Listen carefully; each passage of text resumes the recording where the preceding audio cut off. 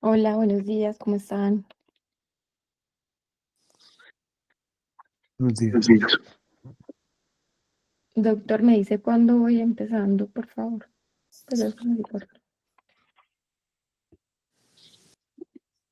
Son las 6:15. Listo. Voy a empezar, me avisan si se está viendo bien, por favor. Sí, Listo, perfecto. Entonces, mi nombre es Andrea Piedrahita.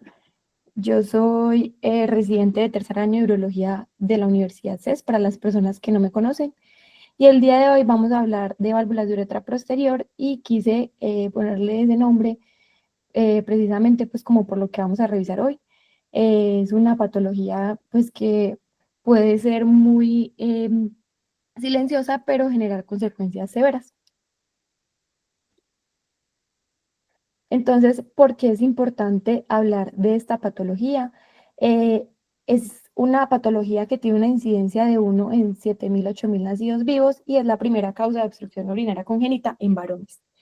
Es importante diagnosticarla y tratarla de forma temprana porque hasta el 32% de los casos pueden llegar a una enfermedad renal crónica. Los temas que vamos a hablar hoy entonces son generalidades, fisiopatología, el diagnóstico, el manejo y las conclusiones. En cuanto a las generalidades, entonces la definición, hay que saber entonces que las válvulas de uretra posterior son una anomalía congénita del tracto urinario exclusivamente masculino y se va a caracterizar por la presencia de pliegues membranosos anómalos de la uretra posterior, generando grados de obstrucción. Para hablar de un tema es importante hablar un poquito como del contexto histórico y de la historia. En 1766, el doctor Giovanni Battista Morgagni fue quien describió por primera vez una anomalía obstructiva en la uretra posterior y él se basó en unas observaciones post-mortem. Posteriormente, en 1802, el doctor Lagenbeck confirmó la presencia entonces de unas estructuras obstructivas en la uretra posterior también a partir de estudios post-mortem. Pero no fue sino hasta 1919 que el doctor Hampton Young hizo el primer diagnóstico endoscópico y realmente él fue a quien se le atribuye el que acuñó el primer término de valvas de uretra posterior. Además, él hizo el primer sistema de clasificación que se basó en un estudio de 12 pacientes, lo clasificó como 3 tipos de valvas y esa es la clasificación que utilizamos hasta pues, el día de hoy. También es importante entonces hablar que en 1920 el doctor Randall hizo la primera resección endoscópica.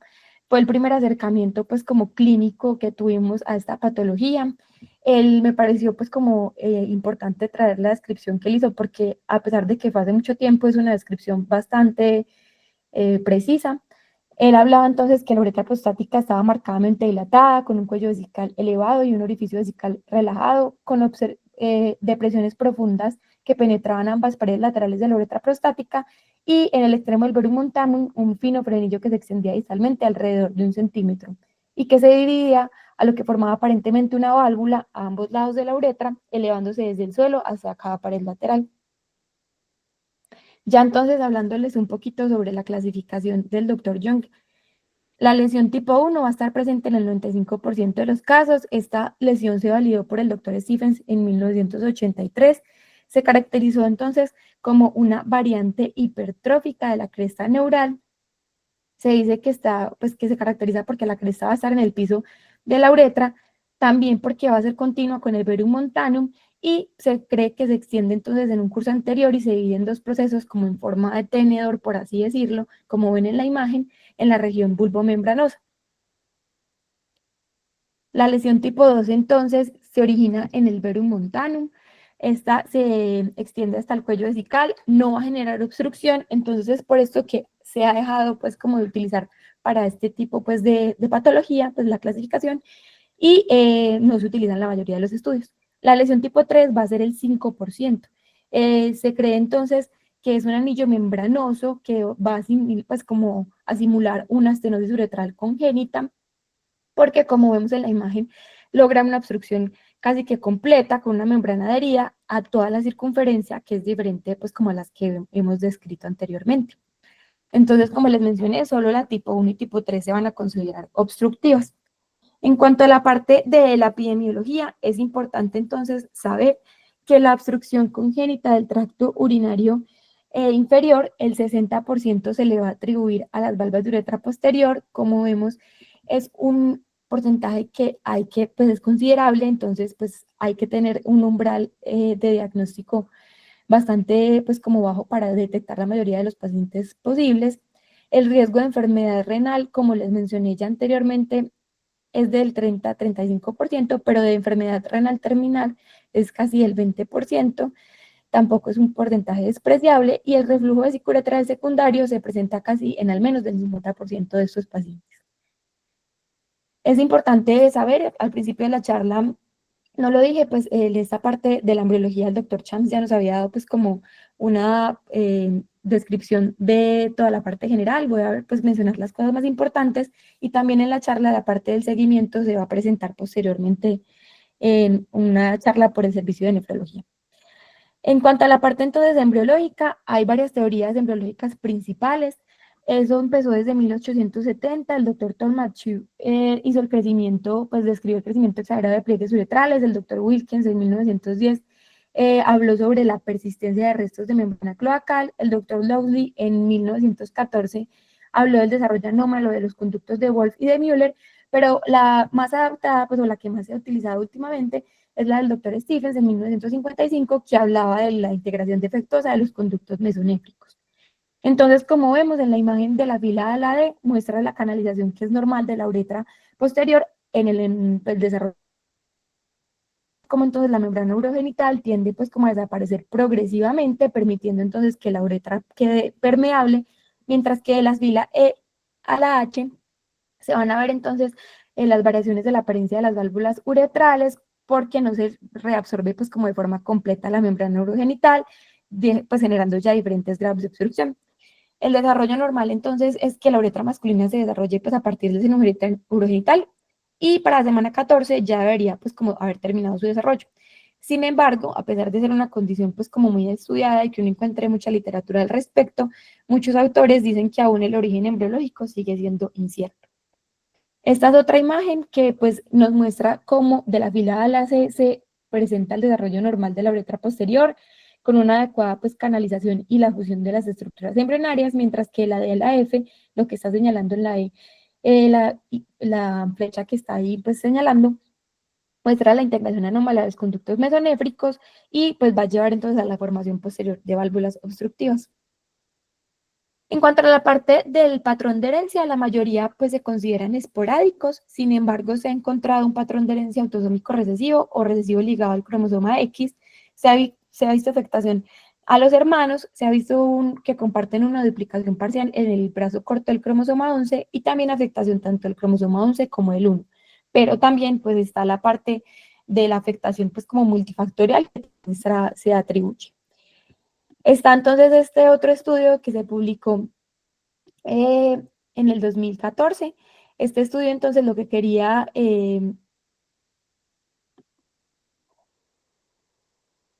era analizar los casos de las variantes raras del número de copias, y se analizaron 56 casos. Se hizo un genotipado para identificar entonces las variantes raras, y se encontraron hasta 47, que son las que están pues como las principales, son las que están ahí descritas, sugiriendo entonces un rol potencial de esas variantes raras del número de copias hasta en el 57% de los casos examinados de válvulas de uretra posterior en este estudio. También entonces, siguiendo como por la parte del análisis genómico, en el 2021 se publicó este estudio donde se identificaron 3 microduplicaciones en pacientes con valvas de uretra posterior.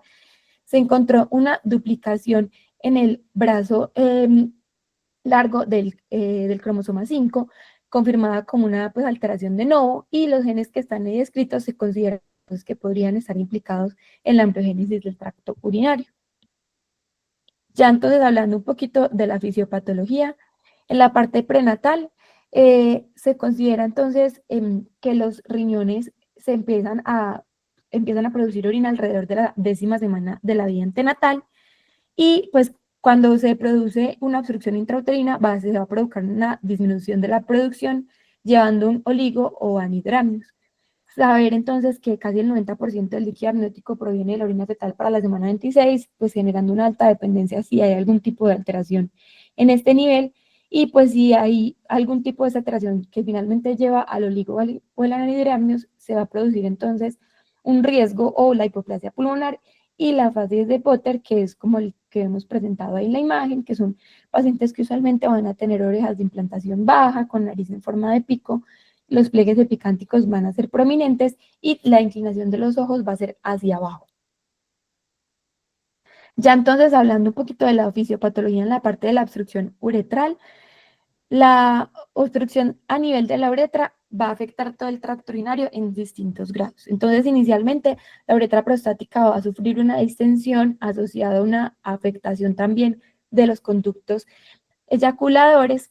Esto va a llevar, por consiguiente, a una dilatación del cuello vesical, se va a hipertrofiar y va a ganar rigidez, lo cual no es conveniente, provocando posteriormente una hipertrofia de la vejiga que posiblemente va a generar algunos fenómenos obstructivos y mecanismos compensatorios, que en este caso a nivel vesical puede producir divertículos de gran tamaño, y ya entonces se va a producir una obstrucción de la salida de la vejiga que se compensa inicialmente porque se aumenta la presión de vaciado y la musculatura del detrusor. ¿Qué pasa? Cuando se producen estos cambios, la arquitectura o la composición en sí del detrusor va a cambiar, se aumenta la deposición de colágeno y eso va a disminuir la distensibilidad de la vejiga, que para una adecuada fisiología de la micción no es favorable. Va a haber un vaciamiento vesical deficiente y van a aumentar las presiones de almacenamiento. Hay que saber entonces que la mayoría de los pacientes que tienen las valvas de uretra posterior llegan a como a la dilatación del tracto urinario superior. Entonces, esto puede tener varios, tanto por la válvula en sí, por el mecanismo que les estoy explicando en este momento, o el remodelamiento que sufre la vejiga puede generar una obstrucción de la unión uretrovesical y generar como dilatación anterograda. Es muy importante entonces saber que además de todo esto, pues como la presión aumentada va a afectar también la función tubular renal, va a disminuir la capacidad de concentración de orina y eso va a resultar en poliuria, que es bastante característica de los pacientes que desarrollan este tipo de fenómeno, y ya ese aumento en una vejiga que no está trabajando bien, se va a vaciar de manera incompleta y pues no va a lograr un adecuado flujo miccional y pues entonces se va a perpetuar propiamente la lesión. En cuanto a las alteraciones que se pueden encontrar en estos pacientes, a nivel pulmonar se puede encontrar entonces la hipoplasia pulmonar. Usualmente en los recién nacidos puede tener desenlaces fatales, que es la imagen que estamos viendo ahí representada. Sin embargo, pues ya si los pacientes en el periodo neonatal pues como que logran sobrevivir a algún tipo de esas complicaciones, seguramente se perpetúa pues el daño, pero no van a tener como implicaciones tan graves como las que podrían tener en el periodo neonatal. En la parte del riñón se presentan varias alteraciones. La primera va a ser entonces la lesión glomerular, que es una insuficiencia renal que lograría, pues como decirse que logra algún tipo de reversibilidad en los cambios que genera y va a mejorar con el tratamiento inicial, pero el problema es que puede recurrir muy fácilmente por toda la disfunción del tracto urinario que ya les expliqué. También se puede presentar una uropatía obstructiva, que se considera ya como una insuficiencia renal irreversible porque ya genera un daño renal que realmente eso lleva, pues no se va a poder revertir a pesar del manejo que se le dé. Va a llevar una insuficiencia renal progresiva y pues a veces se puede desarrollar hipertensión. También entonces puede haber una lesión tubular con una incapacidad para limitar la pérdida tanto de sodio como de agua. Esto sí puede ser progresivo con la edad y pues lamentablemente llevar a una diabetes insípida nefrogénica. En la vejiga, todo lo que les expliqué, importante también que puede haber una falla miogénica, ya eso es una alteración funcional y esto va a ser diferente a los cambios anatómicos que les dije, porque ya va a contribuir a una incontinencia, que sería un síntoma nuevo que aparecería en estos pacientes y pues perpetuaría el vaciamiento deficiente. Los problemas de la vejiga, los anatómicos realmente ya serían de por vida, lo funcional se podría cambiar pues o tratar con el manejo pues que se le dé. Y los uréteres van a lograr pues como una contractilidad muy deficiente, no van a transportar la orina de forma adecuada y pues eso perpetuaría la hidronefrosis, ureterohidronefrosis. Está entonces también esta otra alteración que es común que se presente en las dos en estos pacientes, es el reflujo de displasia renal ipsilateral, que esto es lo que se conoce como una válvula de alivio de presión, protegiendo el riñón contralateral y llevando a un pronóstico que realmente ahorita les voy a exponer como los diferentes, pues como postulaciones que hay autores quienes defienden que fuera el pronóstico, pero realmente se ha demostrado que realmente no es tan beneficioso. Hay otros mecanismos de alivio de presión, que son entonces los que les dije, que eran grandes divertículos vesicales, se presenta la extravasación de orina, pueden o no tener ascitis urinaria y la permeabilización del uraco. Entonces, realmente, pues los fenómenos de alivio de presión solo muestran la afectación compleja del tracto urinario. Se ha visto entonces que los resultados a largo plazo son contradictorios. Hay autores quienes defienden que esto puede ser un mecanismo pues como beneficioso, pero quienes dicen que realmente solo es pues, como un mecanismo de compensación y pues antes demuestra el gran compromiso pues como a nivel renal. Sí es importante saber y está definido que el 67% de estos pacientes van a tener niveles normales de creatinina sérica a los 2 años, dándonos una falsa percepción de que el paciente tiene una buena función renal. Sin embargo, hay que saber que solo el 30% de esos van a mantener el valor pues, en rango normal entre los 8 y 10 años. Ya entonces en la parte del diagnóstico, hay que diferenciarlo entonces como el diagnóstico prenatal y postnatal. Es importante saber entonces que actualmente está pues como la posibilidad de hacer intervenciones prenatales. Se ha visto entonces que las intervenciones posteriores suelen beneficiar más que todo el desarrollo pulmonar, pero no la función renal. Hay estudios que dicen que esto puede beneficiar más que todo la parte de la función renal a largo plazo, por eso pues quienes la realizan la defienden. Hay pues como informes sobre pues intervenciones desde el final del primer trimestre con una preservación pues, de la función renal, que era lo que les estaba mencionando, a largo plazo. Es importante saber que pues hay que tener, pues como ser muy juiciosos en la revisión de este tema, porque las técnicas utilizadas son complejas, puede haber un alto riesgo de muerte fetal y pues son pacientes que son frágiles y pequeños. Es importante entonces saber que se puede hacer una medición de muestras de orina fetal antes de las semanas 23 de gestación. Se hace un análisis de la beta-2 microglobulina, de sodio, cloro y calcio en las muestras de orina fetal para distinguir entre los pacientes que tengan, pues se puedan beneficiar de la terapia intrauterina o en los que probablemente el pronóstico no será tan bueno. ¿Cuáles son esos valores normales? Un sodio menor de 100, un cloro menor de 90, un calcio menor de 8 y una microglobulina menor a 6.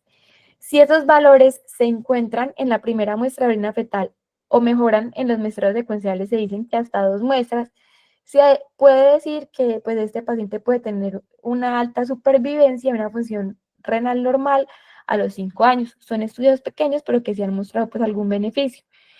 Es importante saber que la parte, pues, además de los estudios que se les acaba de mencionar, la apariencia de los riñones y el estado del líquido amniótico son pues como algo fundamental en la parte de la decisión de los clínicos, pues, de la decisión clínica de estos pacientes.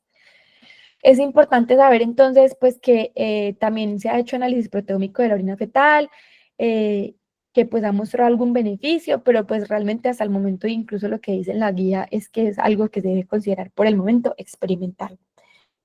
Está la ecografía prenatal. La ecografía prenatal entonces es una forma de ayuda diagnóstica bastante útil. Se dice entonces que puede pues, ser adecuado hasta en el 90% de los casos, tiene una sensibilidad muy alta. Se dice entonces que si uno durante la ecografía encuentra engrosamiento y dilatación vesical más hidroureteronefrosis bilateral y oligodriagnos, casi que es patognomónico de que el paciente tiene una válvula de uretra posterior en los pacientes que sea difícil de visualizar o que no sean pues como muy notorias. Es muy importante saber que los pacientes que tienen vejigas, que cuando se les hace la ecografía ya tienen cambios pues como de remodelamiento, de engrosamiento vesical, pues ya dicen, pues se considera que tiene algo de afectación pues de la parte renal. Sin embargo, pues es importante saber que esta ecografía se tiene que hacer en manos de expertos porque no es pues como fácil su diagnóstico porque no siempre pues se va a visualizar de forma pues como muy fácil. Este es el signo de ojo de cerradura. Es un signo pues que es muy claro en estos pacientes. Se observa entonces como ven acá el engrosamiento de la vejiga, la dilatación de la uretra posterior, que es lo que hace como ese signo de ojo de cerradura, y la presencia de los pliegues valvulares. Cuando entonces de pronto la ecografía, a pesar de ser muy buena, se queda cortica, es importante saber que existe la resonancia prenatal, tiene utilidad limitada porque no es la técnica principal y pues muchas veces la ecografía nos logra dar pues como la información adecuada si es en manos expertas. Él puede evaluar el grado de obstrucción, se basa entonces pues más que todo mirar la dilatación uretral, la distensión vesical y los pues niveles del líquido amniótico y además pues nos puede dar información adicional como pues visualización de hipoplasia pulmonar y cambios quísticos en el parénquima renal que la otra pues imagen no nos daría. Entonces pues es una alternativa, no debe ser pues como la primera que utilicemos. En cuanto a la parte del diagnóstico postnatal, siempre entonces debemos hacer pues un seguimiento bioquímico en los primeros días de vida, con creatinina, nitrógeno ureico y electrolitos, y ahorita hablamos sobre un poquito más de eso. Siempre entonces debe ser un equipo multidisciplinario, mínimo con un nefrólogo pediatra al lado de nosotros manejando este paciente. Y es importante saber en el diagnóstico de estos pacientes que hay una asociación bastante significativa de la valva de uretra posterior con testículos no descendidos y hernia inguinal. Los testículos no descendidos ocurren usualmente en el 12 al 17% de estos casos, aumentando 10 veces la incidencia en la población normal, pues de la población normal. Está entonces la cisturetrografía miccional. Esta es la imagen de elección. Siempre se debe hacer una proyección lateral de la uretra durante la fase de micción, porque si tomamos una imagen anteroposterior, se nos va, puede que se evidencie, pero no va a ser pues como el método ideal para ver las valvas de uretra posterior, porque pues la parte lateral nos las dibuja completamente.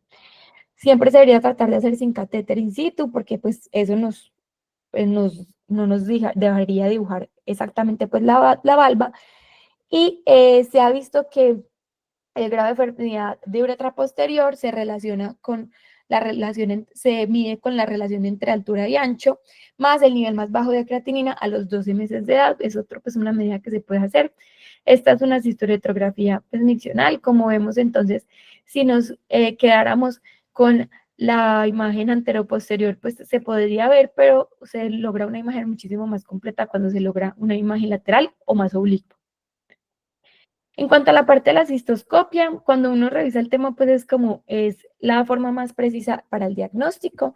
Realmente ya se hace usualmente cuando uno entra a hacer la intervención y en estos pacientes no es lo ideal llevarlos pues como solamente la cistoscopia como método diagnóstico, tratar de apoyarse en métodos menos invasivos para hacerlo y ya pues si lo necesitan pues se realizaría en sí el procedimiento endoscópico. En cuanto a la parte del renograma, entonces usualmente se van a utilizar el DMSA eh, para evaluar la función renal diferencial, identificar si hay cicatrices renales y pues como detectar los efectos focales en sí del parénquima renal. Realmente se recomienda más que todo en casos de reflujo vesicoureteral que sea significativo de alto grado, pues como para determinar la cicatriz renal que puede estar en ese riñoncito. Y en cuanto a la parte de las pruebas funcionales, está el DTPA y el MAC3, que nos van a, pues, a trazar pues, como la parte que son estudios dinámicos. El MAC3 en este caso va a ser el preferido en neonatos porque va a lograr una mejor tasa de excreción renal y va a ser más útil pues, en la parte del estudio de la hidronefrosis y la obstrucción. Está entonces también la ecografía perineal. Realmente es un dato que no está mucho en la literatura. Del último estudio que encontré que se había publicado desde el 2021, esta imagen yo sé que es de un artículo de 1994, pero es la única como que me pareció que lograba verificar y demostrar pues como el objetivo del examen.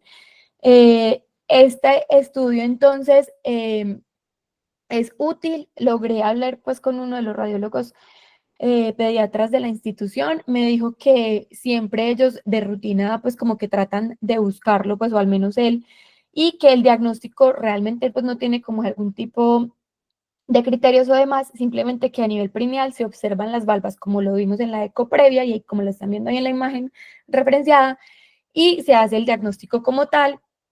Realmente sí requiere pues como cierta experticia y pues se podría considerar en pacientes o pues o hacerle la acotación al radiólogo cuando estemos viendo las ecografías en pacientes que uno de pronto no quiera llevar a métodos más invasivos o una resonancia o una cistoscopia porque el paciente esté descompensado, por el calibre uretral, porque pues él puede ser pacientes pues como muy prematuros, que no se puedan instrumentar pues por X o Y razón. Entonces es importante saberlo, saber que entonces esto solamente nos diría que tiene la valva de uretra posterior. Se debe siempre complementar con una eco al menos de vías urinarias o que nos vean pues como el riñón y demás, porque secaría córtico no nos vería si hay dilatación, el engrosamiento vesical y demás. En cuanto al manejo, entonces siempre pues también se va a diferenciar tanto en la parte prenatal como postnatal. El prenatal, entonces, ya saber que actualmente la mayoría de los casos se van a sospechar prenatalmente. Existe una posibilidad de resolución espontánea del cambio en la vejiga, que fue lo que les comenté ahorita, y al momento de hacer los estudios, puede que no nos muestre pues como de forma adecuada la parte pues funcional del paciente. Sin embargo, siempre se debería pues como tratar de estudiar y saber que la displasia renal va a ser irreversible, entonces siempre hay que tratar de identificar los pacientes que tengan una adecuada pues como función renal. En cuanto a las intervenciones prenatales, el objetivo siempre va a ser tratar de restaurar el líquido amniótico y disminuir el riesgo de hipoplasia pulmonar o de daño renal, ¿cierto? La decisión entonces de realizar o no pues una intervención va a estar basada en los hallazgos de la ecografía, la cantidad de líquido amniótico y la bioquímica de la orina fetal de los estudios que les comenté ahorita. Entonces, siempre pensar en una intervención temprana, se considera temprana antes de las 16 semanas de gestación, puede ser beneficiosa para la función renal. Sin embargo, en esta etapa el diagnóstico correcto y la detección de otras comorbilidades puede ser difícil. Entonces, siempre pues como acompañarnos de un equipo que esté experimentado en esto. En cuanto a la parte de las derivaciones vesicoamnióticas, es un tratamiento diseñado para restaurar el ciclo del líquido amniótico. Tiene una tasa de complicaciones alta, que pues cabe resaltar que pues alcanza hasta el 60%, siendo pues como la dislocación del shunt la complicación más común. Está entonces este estudio, este es el estudio Pluto, fue un estudio que se publicó en el 2013 en el Lancet. Es el estudio pues como más juicioso pues y grande que se intentó hacer sobre este tema. El problema fue que pues no se logró pues como completar como todo el seguimiento, pues es algo que les voy a comentar ahorita, pero pues es un estudio que era aleatorizado, controlado y multicéntrico. Querían ver fetos con diagnóstico de obstrucción del tracto urinario inferior y querían comparar entonces entre la derivación vesicoamniótica versus un manejo conservador y mirar si la derivación en sí lograba mejorar la supervivencia y la función renal. Ya entonces, el ensayo no logró reclutar pues como los pacientes suficientes, porque pues al final no había adecuada aceptación de los padres, no se logró incluir a todos los pacientes, también hubo un sesgo ahí por la preferencia de los médicos en el manejo del tratamiento, pero pues el ensayo pues, no logró terminar pues como de forma adecuada, terminó prematuramente por esa parte pues, el bajo reclutamiento. Sin embargo, entonces, lo que se logró recolectar mostró una mayor supervivencia perinatal en comparación al manejo conservador, casi el 60% versus 38.8%. Sin embargo, no se demostró diferencia significativa en la supervivencia de 6 a 12 meses o 2 años, ni en la función renal postnatal. Un dato pues que es bastante interesante. Hay otro estudio entonces que se publicó en el 2017 que quería ver entonces la efectividad de esta derivación. Es otro estudio pues que también me pareció muy bueno. Quería ver entonces, fue un metaanálisis, quería ver entonces cómo se lograba una mayor supervivencia o no. En este caso se logró mostrar una mayor supervivencia perinatal con la derivación en comparación con el manejo conservador y no hubo diferencias significativas. La cistoscopia fetal, pues ellos de las conclusiones que hicieron fue que la cistoscopia fetal con ablación láser tenía una alta tasa de complicaciones sin evidencia de efectividad y para evitar las complicaciones severas con ablación láser, ellos intentaban, pues o planteaban la posible dilatación con balón, realmente no se encuentra mucho en la literatura sobre eso. Sin embargo, pues ellos en las conclusiones sí ponen que realmente los estudios actuales son deficientes en la parte de pues, poder definir si se puede dar una recomendación respecto a algún tipo de intervención o no. En cuanto a la cistoscopia fetal, Es un tema pues como bastante interesante. Se hace una fetoscopia y pues como de forma anterógrada y con una incisión percutánea se entra del útero hasta la vejiga pues fetal, y esa sería pues como la cistoscopia entre comillas. La intervención pues usualmente lo que hacían era ingresar por la uretra posterior a través del cuello vesical y se utilizaba un láser o una fibra de cauterización para... Los riesgos entonces fueron que había pues un parto prematuro, la insuficiencia respiratoria y pues se han reportado una tasa de mortalidad hasta el 43%.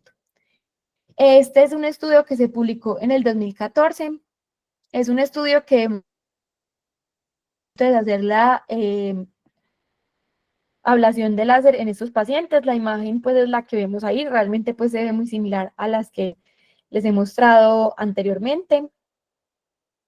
Este estudio entonces recogió 20 pacientes embarazadas con la sospecha entonces de una valva de uretra posterior. Se les hizo entonces la cistoscopia fetal realizada bajo anestesia local y pues la fulguración con láser de diodo. Los datos entonces, la gestacional media fue de 18.1 semanas, el tiempo promedio de minutos, 24 minutos, y se logró llegar a la uretra en el 95%, pues un porcentaje pues bastante bueno. Se logró entonces normalizar el tamaño de la vejiga del líquido amniótico en el 80% de los casos, pues mostrando una alta efectividad. Y ya cuando uno mira pues en cuanto a la parte del embarazo, pues sí es un poquito pues diferente porque el resultado pues no fue tan bueno. El 45% terminó en interrupción del embarazo, y ya 55% tuvieron un parto de una gestación promedio de 37.3 semanas, que ellos lo consideran como aceptable durante el estudio. Cuando ya nacieron, pues como los recién nacidos, pues los bebés, no, ninguno presentó hipoplasia pulmonar, todos estaban vivos entre los meses 15 y 110 del seguimiento.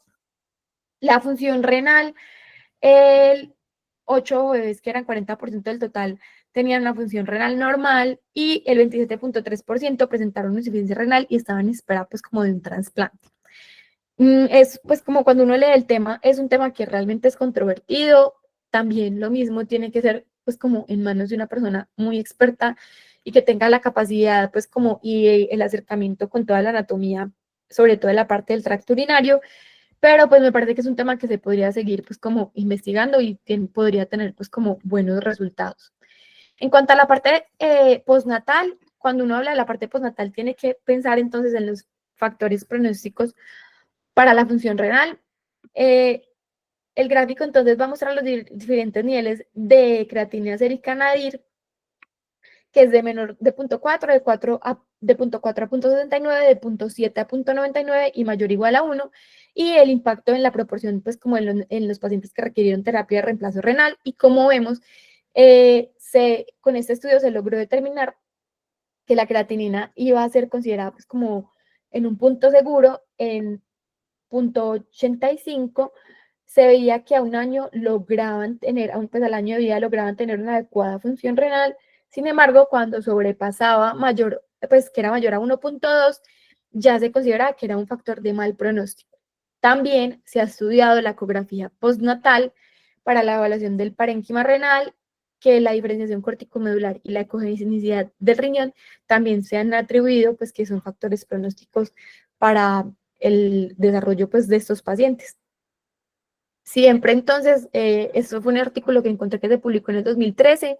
Usualmente uno siempre encuentra como cómo es la técnica que hay que hacer en el postoperatorio, pero este fue como de los pocos artículos que encontré que decía qué hacer, o sea, cómo preparar a estos pacientes que usualmente ya son frágiles para un procedimiento, por eso lo quise traer. Siempre entonces debería evaluar el estado respiratorio, saber qué de estos pacientes pueden tener algún grado de hipoplasia pulmonar que tal vez no se detectó al principio. Siempre se debe pues como tratar mientras se lleva el procedimiento una obstrucción, la obstrucción de la salida de la vejiga con la cateterización uretral, monitorizar la creatinina siempre. Lo ideal es que en las primeras 24 horas no, porque va a reflejar la creatinina materna. Siempre entonces idealmente después de este tiempo, o hay incluso autores que escriben que sea como hasta a las 72 horas. y siempre se deberían añadir antibióticos profilácticos hasta la realización de una cistoretrografía miccional y pues como mirar si no hay reflujo y si hay reflujo, pues continuar. También es importante considerar en estos pacientes el tamaño uretral. Entonces, el procedimiento depende, pues, como de muchos factores, pero cuando uno revisa el tema, uno se da cuenta que el tamaño de la uretra es de los factores más limitantes. Entonces, la resección transuretral de la válvula uretral es como la opción preferida.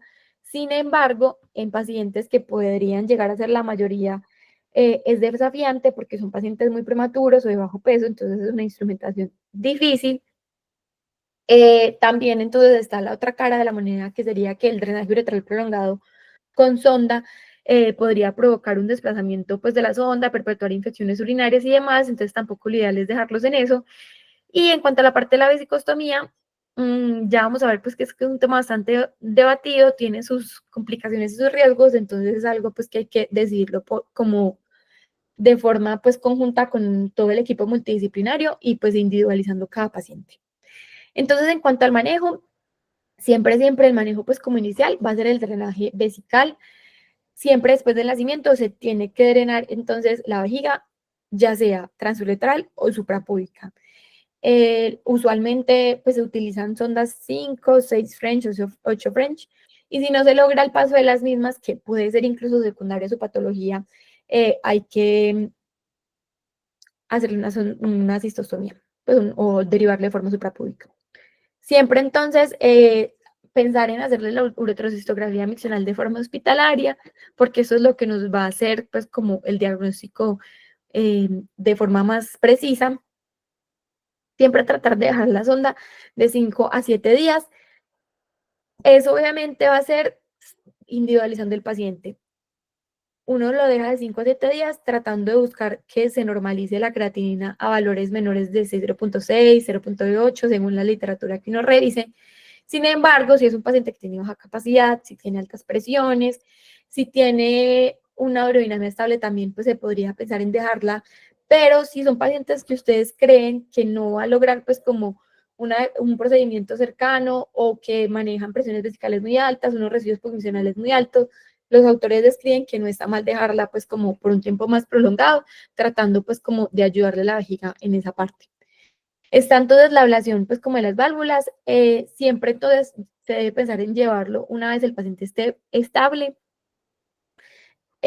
Cuando la uretra sea muy pequeña, se debe tratar de mantener la derivación urinaria hasta que se pueda realizar la ablación pues como en la válvula, si este es el plan que se eligió. Siempre entonces utilizar cistoscopios pediátricos pequeños y resectoscopios para incidir, pues cuando uno busca hay resectoscopios que pueden llegar como hasta los 9, 10 French, no pueden servir en todas las uretras, pero pues sí son pues resectoscopios que son pequeños, pero obviamente eso va a ser según la disponibilidad y el sitio donde uno esté. Y siempre se debería entonces la técnica describe resecar la válvula en las posiciones de 5, 7 o 12 pues en el punto, dependiendo pues como de la preferencia del cirujano, pero serían los puntos seguros, sobre todo por la parte de la irrigación y la parte nerviosa y el cerco, pues la parte, la cercanía con el pubis. Es importante entonces evitar una electrocoagulación excesiva si utiliza láser, porque es la complicación más común es la formación de estenosis uretral secundaria a esto, y ya se ha visto entonces que hay estudios que muestran que el bisturí frío va a generar una menor tasa de estenosis. Este es un estudio que se publicó en el 2012. Quería ver entonces pues como la comparación entre el corte frío y el corte con láser. Este estudio entonces sí logró demostrar pues que había menor proporción de formación de estenosis con el corte frío. Eso es algo que ya se ha demostrado incluso en la parte pues como de urología en adultos.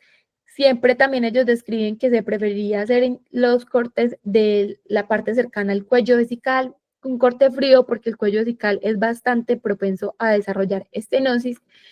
Está este estudio entonces que es una recopilación de 20 años de experiencia que se publicó en el 2010. También quería ver cómo se comportaban las complicaciones según el tipo de equipo que se utilizaba. Este estudio también apoya la la teoría de que pues el corte frío tiene menor proporción de estenosis. En este el resectoscopio fue el que más presentó estenosis. Sin embargo, pues los otros mecanismos que también utilizan calor no tuvieron estenosis, pero pues sí muestra como la diferencia. Ellos entonces además determinaron que la presencia del catéter preoperatorio fue un factor de riesgo significativo para desarrollar pues como complicaciones posoperatorias con una P estadísticamente significativa. Además, pues lo que les mencioné de que el resectoscopio iba a tener mayor riesgo de estenosis, realmente no se demostró ningún impacto con la edad a la cual se llevó al procedimiento. Y en cuanto al manejo y el postoperatorio, pues se hizo una cistoretrografía miccional en todos los pacientes de 1 a 3 meses tras la ablación para evaluar pues como el reflujo y descartar estenosis, y realmente pues no mostró como mayor complicación y todos tenían como un adecuado desenlace. Está entonces este otro estudio que se publicó en el 2023. Esto es más que todo como para hablar de el uso o no de el láser holmium. Realmente ellos sugieren, pues y con lo que se logró demostrar es que es seguro y efectivo. El, el grupo de estudio prefiere el tulio porque se ha demostrado que tiene, pues como a veces puede tener mejores resultados, sobre todo en la parte de la hematuria y en el patrón miccional. Sin embargo, no hay una evidencia muy sólida actualmente que respalde el uso de un láser o el otro para la parte pues del uso de valvas de uretra posterior. Ellos dicen entonces que la incidencia de diferencia entre estos dos va a ser más que todo entre el 5 y el 25%, que son la extracción de orina, la hematuria y la estenosis uretral. Algo importante es que ellos incluso recomiendan que se puede hacer una incisión previa y ya después hacer como la resección completa con el láser. Ya en cuanto al seguimiento, algo pues como corto, saber que en los 3 meses posteriores al tratamiento inicial la efectividad del procedimiento se tiene que evaluar siempre, porque no vamos a saber, pues no, la clínica no es la única que nos va a decir pues cómo está el paciente. Acuérdense que estos pacientes tienen mecanismos compensatorios, entonces nos pueden dar una falsa percepción de tranquilidad.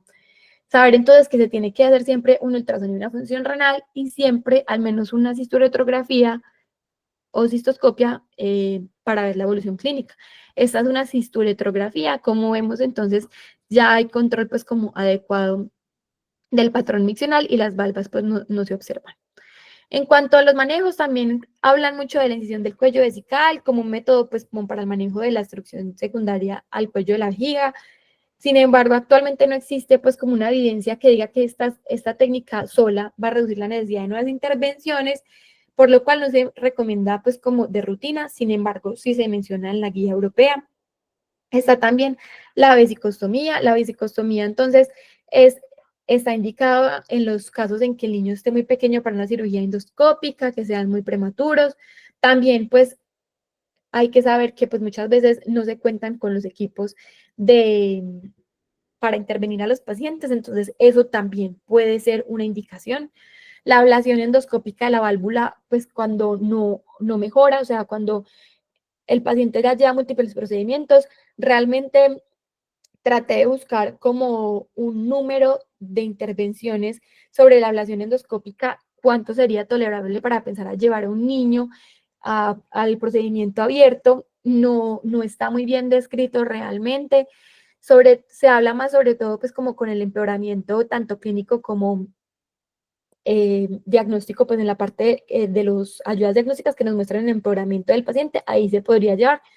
Y no hay mejoría pues clínica o bioquímica tras la ablación pues como de la válvula, que es lo que les acabo de mencionar. Se considera entonces una alternativa pues como a la cateterización prolongada y pues se ha logrado demostrar que logra una estabilización o mejoría del tracto urinario superior en el 90% de los casos. La técnica entonces más utilizada es la que fue escrita por el doctor Bloxham y que después se modificó por el doctor Duquette. Realmente pues como que los tips como los puntos técnicos claves que uno lee y es pues como que describen en la literatura, es que es muy importante siempre tratar de movilizar pues como de forma adecuada la cúpula vesical para lograr una anastomosis sin tensión de la fascia con la fascia y la piel. Es normal que pues haya estenosis del estómago, que haya prolapso del mismo, dermatitis y cálculos vesicales por el reposo pues como permanente. Y hay que saber que el riesgo del prolapso se puede dar por una movilización excesiva de la vejiga y una ubicación demasiado inferior del estómago en la pared abdominal. Entonces hace una eversión de la pared vesical posterior, entonces hay que tenerlo pues como en cuenta. Es importante saber que muchas veces se ha comentado pues que la vesicostomía puede o no reducir la parte de la capacidad vesical. Se ha visto que sí altera el proceso natural de llenado y de vaciado. Y eso va, pues como que va a alterar más que todo la capacidad pues como de lograr un adecuado patrón pues como de micción y por lo tanto sí podría reflejar en algo la capacidad, pero no es algo que esté muy dilucidado. En cuanto al manejo, entonces también están las opciones de las derivaciones urinarias altas. Si el drenaje entonces anterior no fue suficiente, entonces se debería considerar, sobre todo en pacientes que tengan infecciones recurrentes del tracto urinario superior, para mejorar la función renal y disminuir la dilatación del tracto urinario superior. Realmente en la literatura, pues no hay una preferencia con respecto a los desenlaces de la técnica. Realmente es más que todo como dependiendo de la preferencia del cirujano y obviamente individualizando el paciente, pues como según las características anatómicas que tenga. Están descritas entonces la ureterostomía en asa alta, la ureterostomía en anillo, la ureterostomía terminal y la pielostomía.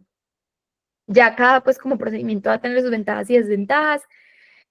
Es importante que pues se conozca que la erosión urinaria retrasa pues como la progresión y la insuficiencia a la insuficiencia renal terminal. Entonces estos pacientes cuando se deban llevar a estos procedimientos, la decisión debe ser pues como oportuna y pues como rápida. En cuanto a la parte pues del reflujo vesicoureteral, me parece importante entonces mencionar que hasta es muy común y el 32% de los casos presentan un reflujo bilateral. Hay un estudio que demostró que el reflujo de alto grado es un factor de riesgo independiente para el desarrollo de ictus febriles en los primeros 9 meses de vida. Entonces, esto es un dato pues como nuevo y que hay que tener en cuenta para pues saber intervenir cuando los pacientes ya tengan múltiples reingresos por infecciones urinarias y siempre antibiótica en estos pacientes. También está entonces el tema de la circuncisión. La circuncisión puede reducir el riesgo de infecciones urinarias. Se ha visto entonces que las infecciones urinarias en estos pacientes, el riesgo es del 50 al 60% y la circuncisión puede reducir pues como ese riesgo de infección en un 83 a un 92%. Siempre entonces, ellos en todos los libros, en todos los artículos, dicen, pues o plantean la posibilidad de la circuncisión siempre. Entonces, por eso digo que siempre se debería considerar fuertemente la circuncisión como una medida profiláctica. Y un dato que me parece importante es que antes de cualquier reimplante ureteral, con un paciente con infecciones recurrentes, se debe plantear realizar primero la circuncisión y ya posteriormente, pues, el otro procedimiento que puede llegar a ser más invasivo. Este es un estudio que se publicó en el 2022, es un ensayo clínico multicéntrico, aleatorizado y controlado, que logró 2 años de seguimiento y lo importante es que logró un efecto estadísticamente significativo como para determinar que la circuncisión era un complemento a la profilaxis antibiótica en la prevención de hitos febriles en estos pacientes. Entonces, este estudio pues como que nos llena de motivos para poder pues como llevar a estos pacientes muy bien justificados a esta cirugía. Otras opciones terapéuticas en pacientes que no respondan puede ser la administración temprana de oxybutinina, que puede mejorar la función vesical. Hay un ensayo controlado con 49 pacientes que mostró que ayuda a la resolución de hidronefrosis y el reflujo vesicolateral. Y pues como que no logró mostrar como una mejoría en la función renal ni en la prevención de la ITU, pero pues sí tiene pues esa ventaja de que logra pues como resolver la parte de la hidronefrosis y el reflujo. Realmente hay que saber que muchas veces cuando hay deterioro renal sin obstrucción propiamente anatómica en estos pacientes, podría ya estar relacionado, pues como lo que les expliqué ahorita, la fisiopatología, con la poliuria y la sobredistensión vesical nocturna. Entonces hay que pues como conocer que el drenaje vesical nocturno con sonda puede beneficiar a esos pacientes. También entonces, como pensando en ese mismo orden, el cateterismo intermitente limpio. Estos pacientes pueden manejar volúmenes residuales posmisionales altos y se pueden beneficiar del cateterismo. Si el paciente no desea el cateterismo o por contexto social no se puede realizar cateterismo, siempre se recomienda pues la colocación de un canal cateterizable. Y ya se ha logrado demostrar que a largo plazo el cateterismo retrasa la necesidad de diálisis en estos pacientes con la enfermedad renal crónica y reduce significativamente la tasa pues como de fallo de injerto en los pacientes que son trasplantados a 10 años. Entonces, esto es importante tenerlo dentro de nuestras opciones diagnósticas, actuar rápido y pues como tratar de prescribirlos de forma rápida porque como vemos tiene un efecto bastante pues como beneficioso.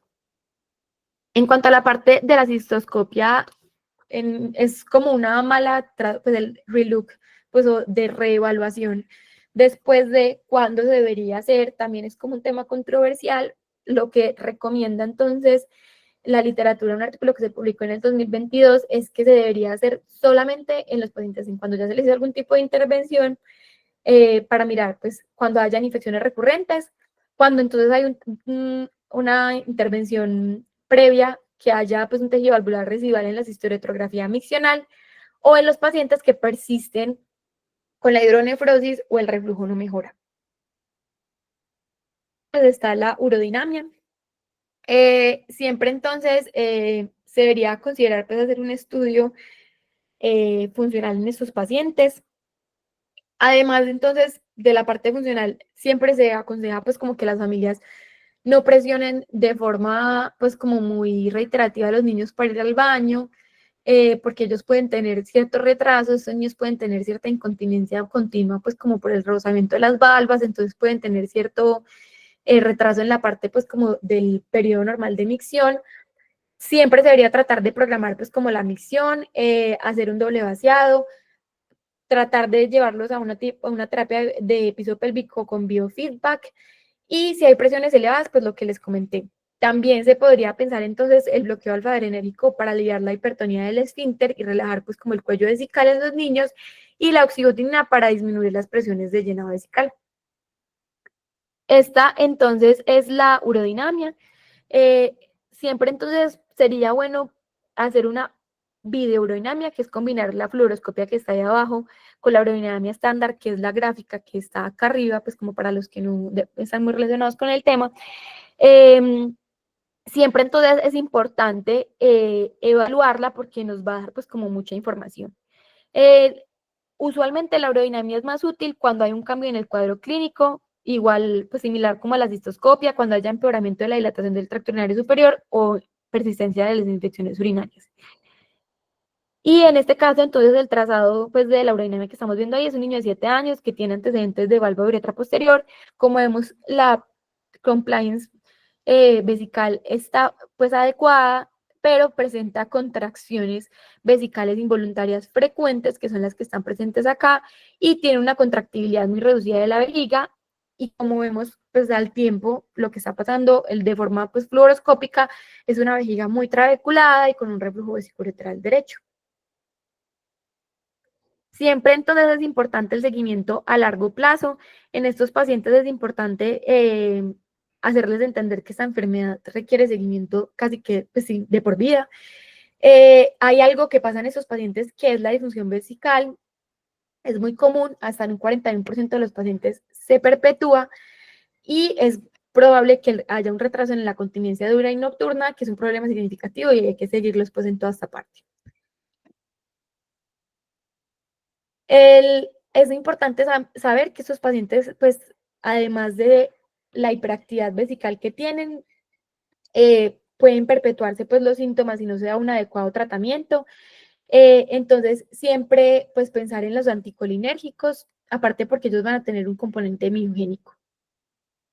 En cuanto a la parte del manejo de la disfunción vesical, siempre entonces pensar que los síntomas que vamos a tratar va a ser la poca sensación vesical y la baja distensibilidad, pues piensen que es una vejiga, pues como mal llamada una vejiga fofa, pero además pueden tener una hiperactividad del detrusor y poliuria nocturna. Las opciones terapéuticas serían anticolinérgicos para mejorar la función vesical y los alfa bloqueadores para reducir el residuo postmiccional.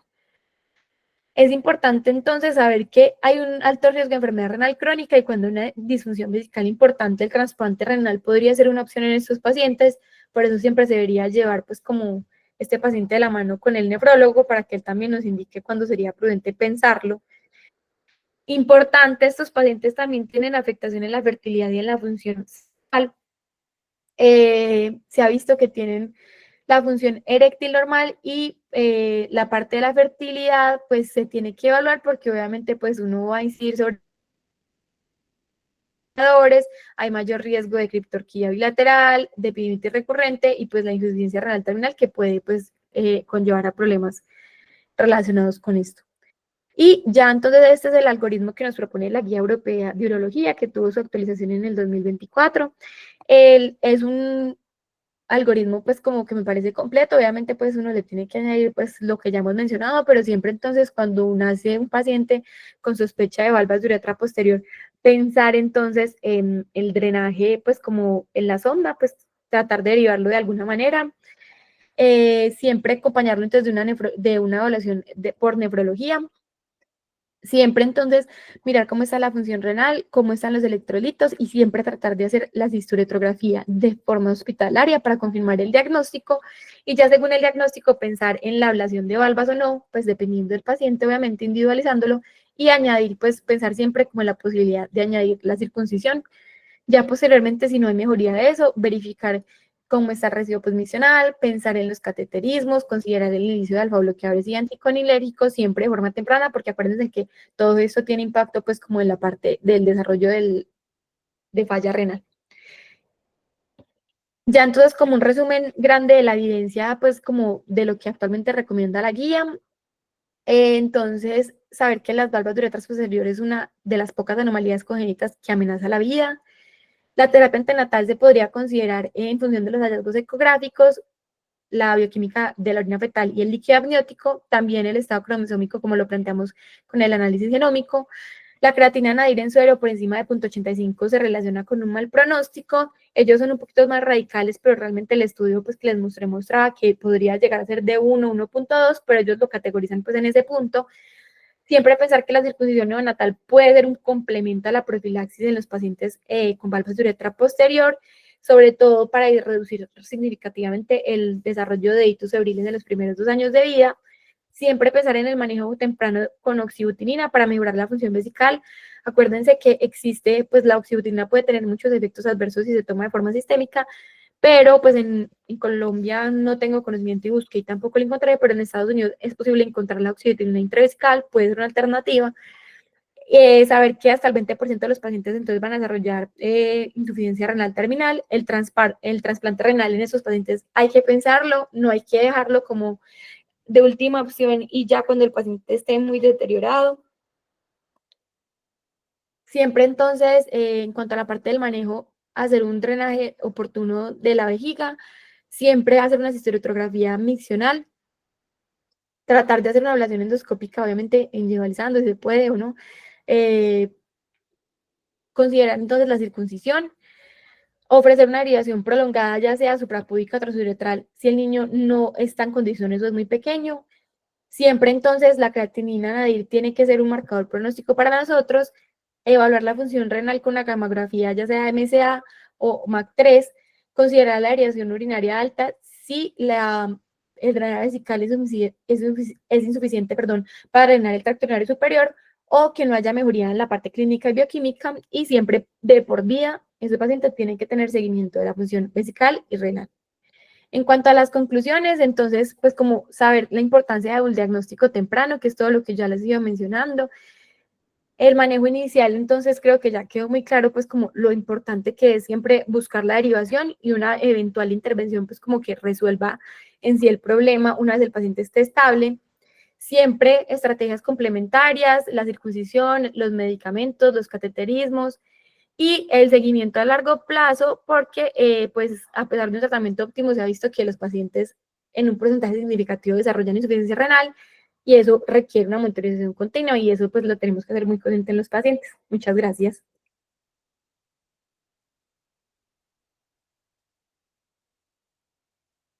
¿Alguien tiene algún comentario, una pregunta?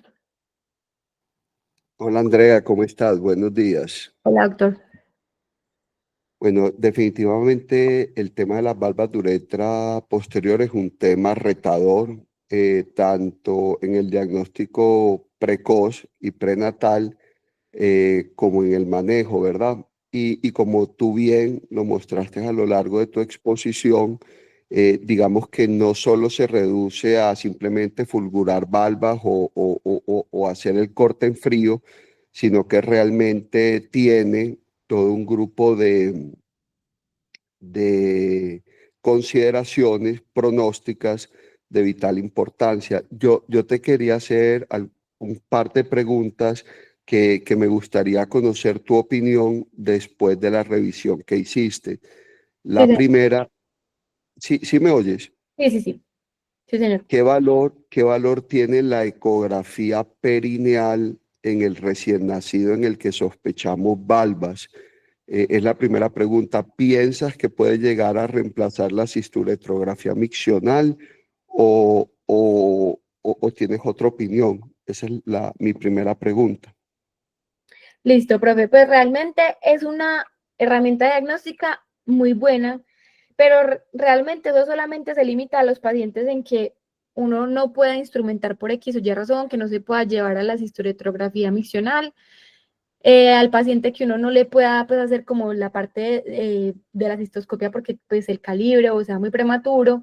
Entonces realmente yo no diría que la reemplace, porque la historetrografía logra dar pues como un diagnóstico muy global, porque uno con la ecografía perineal se queda un poquito corto en ver cómo está el reflujo vesicoureteral, en ver cómo está la vejiga, el grado del reflujo, que como vemos, incluso el reflujo vesicoureteral es un factor pronóstico independiente para la función renal. Entonces, yo diría que no, pues no la reemplazaría, siempre saber que existe, sobre todo en los casos pues puntuales que ya mencioné, y saber que eso uno lo tiene que hacer con una persona que esté experimentada, porque incluso ayer hablando pues con el doctor, él me decía, es algo pues que es visible y que incluso uno siempre trata de hacer el ejercicio, pero obviamente uno tiene que tener cierta experticia para lograr verlas. Ok, listo. Te tenía una segunda pregunta. En neonatos prematuros o incluso en lugares donde no existe la posibilidad de un cistoscopio neonatal, sea 7 u 8, Sí, señor. ¿piensas que una buena opción podría ser o no hacer la vesicostomía y tratar de fulgurar las valvas después por vía vesical? O sea, eso sería anterógrada.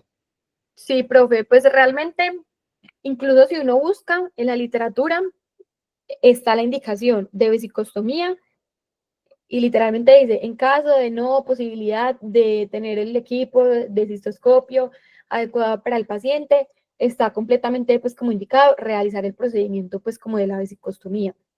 Entonces sí, sí pensaría que uno lo podría hacer y posteriormente tratar de llevar el procedimiento endoscópico, pero también en un paciente que de pronto yo no vea muy mórbido o el paciente, por ejemplo, pues hay que pensar la otra posibilidad, el paciente que yo mencioné que de pronto por altos volúmenes miccionales, contexto social, que no se le puedan hacer cateterismos, yo sé que no es el deber ser y no debe permanecer mucho tiempo con, pero si lleva mucho, pues si el paciente se beneficia, por ejemplo, de un cateterismo permanente, pues uno podría pensar en tratar de dejarlo con eso y eventualmente remitirlo a un lugar donde le puedan realizar la fulguración endoscópica, pero no puede pasar mucho tiempo porque obviamente el hecho de tener pues como el catéter mucho tiempo favorece a, pues ya le implicaría y le sumaría otros riesgos que realmente uno no quiere añadir en estos pacientes.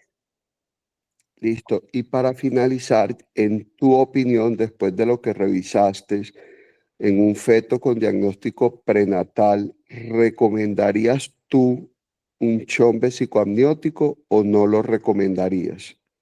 En el paciente que, profe, perdón. En el feto, en el paciente fetal que tiene un diagnóstico prenatal de valvas, después de lo que revisaste, ¿correrías el riesgo o no de un chombe psicoamniótico?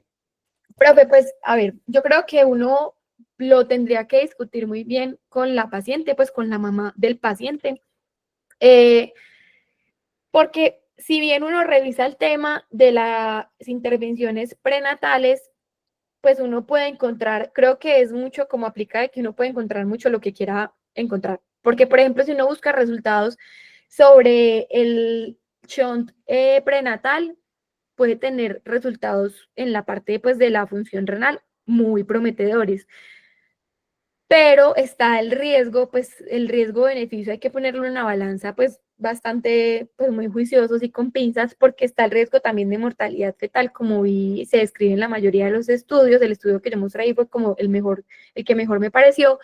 Entonces, realmente yo pienso que uno podría explicarle muy bien, pues, y poner el panorama, pues, de que es una enfermedad que es para toda la vida, que va a tener una disfunción vesical importante, puede llegar a requerir un trasplante renal, y ya sí, pues, obviamente la intervención prenatal demostró que mejora la función renal más que la función postnatal, más que la intervención postnatal. Entonces, uno podría llenarse de motivos para tratar de explicarle a la mamá que la intervención podría tener cierto riesgo, pero hasta qué punto ella estaría capaz de llegar pues como al riesgo de una mortalidad fetal. Entonces yo creo que sí, y obviamente también tendría que ser un cirujano pues que ya tenga la curva, porque eso sí lo mencionan pues como en todos, que logre pues un adecuado manejo del fetoscopio y demás, pero no me parece, porque muchas veces cuando yo leía el tema me parecía que era muy, cerraban mucho la posibilidad al procedimiento inmediatamente, como no, es muy riesgoso, puede ser muy engorroso, sí, pero tal vez pues ese puede ser el futuro y a lo que uno se puede ir encaminando. Bueno, en cuanto a ese punto, la última vez que revisé el tema es diferente el chombe vesicoamniótico que se hace por vía ecográfica percutánea al abordaje fetoscópico. El abordaje fetoscópico obviamente es con un trocar, se mete un fetoscopio flexible o incluso rígido. El chombe psicoamniótico no ha demostrado mejorar la función renal, pero sí ha demostrado mejorar el pronóstico de la hipoplasia pulmonar. Y en cuanto a la fetoscopia, tú tienes razón, ¿verdad? Una fetoscopia tiene que ser por un grupo muy maduro porque puede comprometer la vitalidad fetal, corioamnionitis y muchas complicaciones. André, hiciste una buena revisión, muy completa, muchas gracias. Gracias, doctor. La doctora Natalia tiene la mano. Sí, buenos días a todos. Pues creo que por el tiempo yo tenía varias preguntas, pero las resumiría en dos y bueno, la idea es que sí, como responderlas de forma concreta. La primera es que basada en la evidencia, ¿qué características encontraste que debe tener el catéter de drenaje vesical inicial que se le inserte a estos pacientes? Y la segunda, porque nos hablaste en algún punto sobre en algunas de las diapositivas nos hablaste que dejar la sonda vesical 5 a 10 días y que de pronto después hacer un drenaje solo nocturno, que eso asociado pues como a las altas presiones vesicales de estos niños. Entonces, ¿cómo saber en ese momento que un recién nacido, que un neonato tiene altas presiones vesicales y en qué momento recomendarías iniciar la urodinamia? Listo. Entonces, en cuanto a la primera pregunta, doctora, la sonda debería ser, pues lo que dice la literatura, una sonda Foley, eh, idealmente, pero también pues está escrito la utilización de una sonda sin balón, es lo ideal. Si uno la va a dejar de forma permanente, realmente debería ser una sonda sin balón, y pues si no está la posibilidad, ya pues utilizar la Foley, pero la sonda sin balón es lo ideal. Y en cuanto a la otra pregunta, es pues como en qué punto decidir si dejar o no la sonda. A ver, pues se deja de 5 a 7 días, siempre monitorizando la función de pues como el comportamiento de la creatinina, y se considera que se podría retirar cuando tiene una creatinina entre 0.6, unos autores lo describen, y 0.8, otros autores también pues describen que podría ser necesario. La otra pregunta fue ¿cuándo la urodinamia? La urodinamia se considera un complemento diagnóstico, más no, pues no siempre es como mandatoria. Se debería pensar sobre todo en pacientes que tengan infecciones urinarias recurrentes. Y saber si tiene la otra pregunta fue si tenía, ¿cuándo saber si tenía altas presiones? Lo que ¿cierto? pasa es que como habías dicho eso de los 5 a 10 días, que pues que eso sí se queda uno como con la duda, en realidad de qué grado de recomendación puede ser solo 5 a 10 días de sonda en un paciente que todavía no tiene como una Sí, resolución anatómica, por decir así, de la obstrucción. señora. Entonces decías que asociado a las altas presiones, entonces uno cómo sabe en un neonato que pues que es un neonato que tiene altas presiones, porque la urodinamia en realidad en un neonato no es una urodinamia muy confiable y no se hace de rutina pues en esa edad. Sí, señora. Ah, ya entendí. No, realmente sería con el seguimiento, con la parte diagnóstica, con el seguimiento ecográfico, que uno puede hacer pues como la ecografía y podría darnos como una parte inicial. Y la parte de la creatinina, siempre entonces debería hacerse la sonda, pues dejarla una sonda sin balón, ideal, y hacerle seguimiento hasta que alcance un valor pues como estable al menos por 3 días y ya en estos pacientes pues la parte de la función pues desde que tenga o no la capacidad, perdón, altas presiones, se podría hacer el seguimiento clínico con la ecografía, pero realmente se debería dejar hasta que el paciente se le logre algún tipo de derivación. Y una última pregunta, y perdón por lo del tiempo, es que cuánto tiempo, o sea, si está indicada una sonda de drenaje vesical después de la cistoscopia y el manejo de las valvas, y cuánto tiempo, o los manejaría sin sonda. Bueno, doctora, eso es un tema pues controvertido. Realmente pues uno puede encontrar quienes dejan la sonda de forma pues quienes dejan algún tipo de sonda, perdón, después de la cistoscopia, después de la intervención y quienes no. Uno podría dejar la sonda hasta 72 horas, pues después de la posablación, pues porque podría permeabilizar y derivar de alguna forma el tracto urinario, y es lo que más se recomienda. Sin embargo, hay autores que recomiendan no dejar la sonda por el efecto, pues, como de inflamatorio que podría, pues, aumentar la reacción inflamatoria y aumentar el riesgo de estenosis.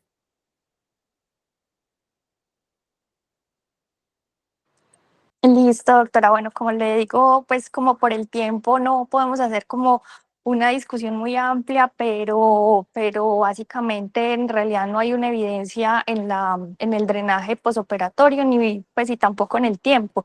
Sí, señora. Solo pues tiene una recomendación un poquito más válida en los casos en los que